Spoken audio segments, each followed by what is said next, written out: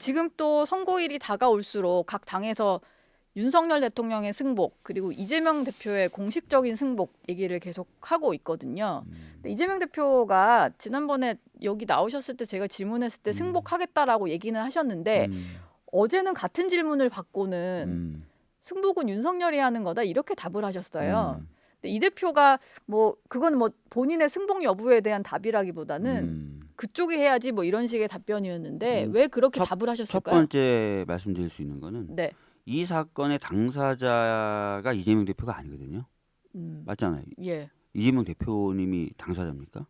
뭐 당사자는 대통령이죠. 윤석열 대통령이죠. 그렇죠. 일단 그래서 당사자도 아닌 사람에게 너 이 결과를 승복해라고 묻는 질문 자체가 어찌 보면 사실 맞지 않는 질문이에요. 법리적으로 보면. 근데 그죠? 사실 지금 계속 저희가 물어보는 일단 거는 계속 좀 말씀을 좀 네. 드릴게요. 예. 듣고 제가 여쭤볼게요. 그렇잖아요. 네.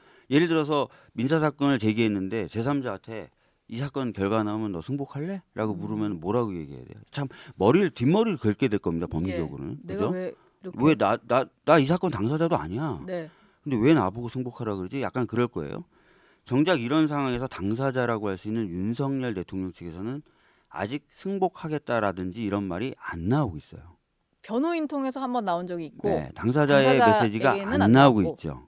예, 변호인도 또 대통령실 최근에 나온 거는 그냥 결과를 지켜보겠다는 얘기만 지금 나오고 있어요. 예. 예, 승복 메시지는 아닌 거죠. 당사자한테 해야 될 질문을 좀 언론들은 좀 세게 해주셨으면 좋겠다라는 말씀을 예. 먼저 드리겠고, 두 번째는 대표는 이미 수차례 그거 당연한 거다. 승복이고 말고 이거는 승복이란 표현보다는 그 결과에 대한 존중이겠죠. 당사자가 네. 아니니까. 예.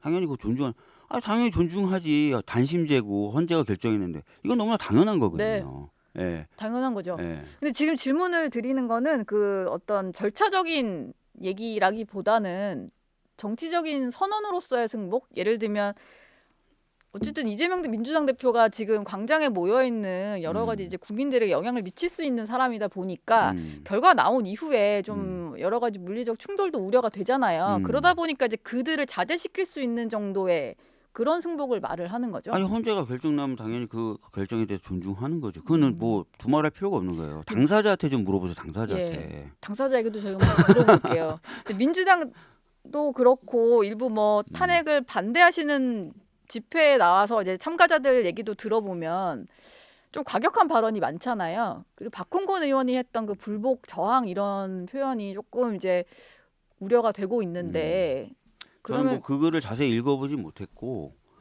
어떤 취지에 그리고 언제 작성했는지 잘 모르겠어요. 근데 뭐 그 의원 텔레그램 방 안에는 본인이 그 글을 쓴 취지에 대해서 본인이 올렸대요. 저는 그것도 못 봤는데 그래서 네. 그걸 전달해서 듣기만 했는데 글 작성 시기가 그 선고일이 잡히기 전에 작성했다 그러더라고요. 그리고 선고일 그리고 공지가 나오기 전에 마은혁 재판관 임명에 대해서 촉구하는 취지의 글이었다라고 자기가 해명을 했다던데 네. 뭐 나중에 한번 본인에게 직접 한번 물어보시는 게 좋을 것 같아요. 근데 마은혁 후보자 임명을 촉구한다고 해도 뭔가 헌재의 결정과 관련한 불복 저항을 얘기하는 거는 좀 그러니까 아마 정치인들은 안 해야 되는 이런 거 걸 것 아닐까요? 같아요. 예. 한덕수라는 분하고 최상목이라는 분이 네. 8대 0으로 마은혁을 임명해야 된다고 헌재가 결정한 지 거의 한 달이 돼가고 있는데 그거를 따르지 않았으니까 아무것도 안 하고 있으니까 예. 거기에 대해서 문제 제기를 하는 거겠죠.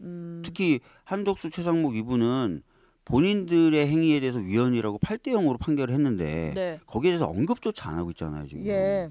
그런 부분에 대해서 문제 제기하면서 이런 상황에서 어떻게 우리는 따를 수 있겠느냐 뭐 그런 취지로 쓰신 게 아닐까 짐작을 합니다. 근데 예. 굉장히 중요한 문제거든요. 네. 그 국가기관은 헌재의 결정에 기속된다고 헌법재판소법 68조에 써져 있어요. 그러니까 결정이 나왔다 이것도 중요하지만 헌법재판소법에 예. 모든 국가기관은 헌재 결정에 따르도록 돼 있어요. 근데 국가기관임을 자처하는 두 사람이 네. 전혀 안 따르고 있어요. 그러니까 이거는 헌법 위반에 결정 위반에 법률 위반이거든요. 예. 근데 이런 사람이 버젓이 기자들 앞에 나타나서 국민들은 따르라고 얘기하고 있어. 나는 안 따르지만 국민들은 따르라고. 이 굉장히 어떻게 보면 이상한 나라의 앨리스 같은 풍경인데. 예. 근데 듣다 보니까요. 위헌 법률로 결정이 나도 국회도 그 법안 개정 안 하시고 그냥 방치하시는 경우가 있잖아요. 그거는 그건 왜 그런 그거는 거예요? 판단이에요. 예를 네. 들어서 집시법에 야간 집회 금지 규정이 있었어요. 그게 헌법 불합치를 받아서 예. 언제까지 개정하면 좋겠다라고 의견을 준 거예요. 근데 국회가 판단해 보니까 굳이 야간에 시간을 제한을 둬가지고 야간 집회를 주간 집회와 차별할 필요는 없겠다. 예. 주간 집회와 동일한 기준으로 사전 신고 및 통제가 이루어지면 충분하겠다고 판단해서 추가 개정 작업을 안 한 거예요. 그건 그냥 국회의 판단입니까? 예. 헌재 결정은 나왔지만 헌재도 국회가 알아서 판단하라고 한 거지. 예. 헌재는 이 위헌성을 제거하라고 한 거고 구체적 내용은 국회가 정하라고 한 거예요. 음, 그 결정만 한번 읽어보시면 예. 됩니다. 그래서 어쨌든 좀 그건 A로 정해라, B로 정해라라고 헌재가 쓰지 않아요. 예. 그러니까 여기에 있는 위헌성, 네. 그러니까 야간 집회란 이유로 무조건 금지하는 거는 과잉하니 이 과잉성을 제거해 주세요. 제거해 주는 식으로 개정해 주세요. 네. 내용은 국회가 알아서 하세요라고 했어요. 그래서 과잉하네. 오케이, 그러면은 야간 집회 전면적으로 금지하지 말고 주간 집회 정도의 기준으로 통제하자라고 판단해서 특별히 규정을 안 만들고 주간 집회와 동일한 룰을 적용받게 판단한 거예요, 국회가. 예. 그럼 의사록 같은 데 남아 있으니까 보시면 돼요. 예. 알겠습니다. 아니 제가 이 결정문 예. 결정문 놓고 보고 다 얘기하는 거니까. 네. 한번 예, 읽어볼게요. 아니 그러니까 그런 얘기를 많이 들어요, 저쪽에서는. 왜 국회는 그러냐고. 아니 헌재가 국회 보고 정확하게 딱 내용을 주면서 이렇게 해라고 하지 않아요. 예, 입법의 재량을 인정합니다. 예. 항상. 예. 근데 지금 뭐 예로 드신 건 집시법이었고 뭐 다른 법안도 있으니까 제가 한번 이제 다른 그거는 것도 한번 그래요, 다 다른 것도. 확인해 예, 보겠습니다. 내일 결론이 나와서 만약에 민주당이 좀 예상하시는 대로 탄핵이 인용이 된다면 조기 대선을 치러야 되잖아요. 이재명 대표가 뭐 아무래도 조기 대선 당연히 이 얘기만 할게요. 예. 사법 적극주의와 사법 소극주의가 있는데 네. 사법 적극주의는 사법이 판단하면서 행정이나 입법부가 해야 될 일까지 명시적으로 정해버리는 게 보통 적극주의라 그래요. 예. 근데 우리나라는 사법 소극주의가 원칙입니다. 사법 소극주의가 소극주의 원칙이다. 원칙이에요. 근데 예를 들어서 그래서 이번에 이제 헌재 결정도 위헌이다라는 건 했잖아요.